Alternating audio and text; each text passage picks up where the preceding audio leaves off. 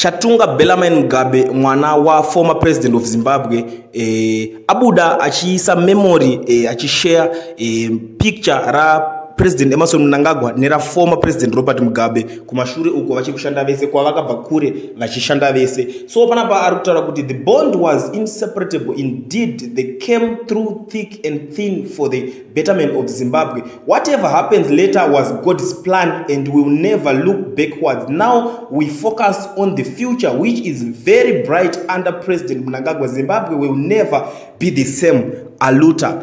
Ndo mashoko ataurwa nemukomana vanhu vakawanda vavhunduka nazvo kuti ko this guy akutosimbirira pakusimbisa President Emmerson Mnangagwa. Iye aimbobudikira achisingateerere zvimwe zvinhu zvavaita, aingoita zvinhu zvake zveupenyu hwake iye, asi the whole family yaiteera, but iye anga asina nguva yekunge ange achibudikira pavaita zvinhu zvavo. Ika zvinezvo vamwe variti aiwa pamwe akapuwa pressure nefamily kunzi iwewe why is it usingafollow apa, wona tarisa uri munhu wokuti unokuita kuti business bla bla bla, zvakawanda zvaitaurika.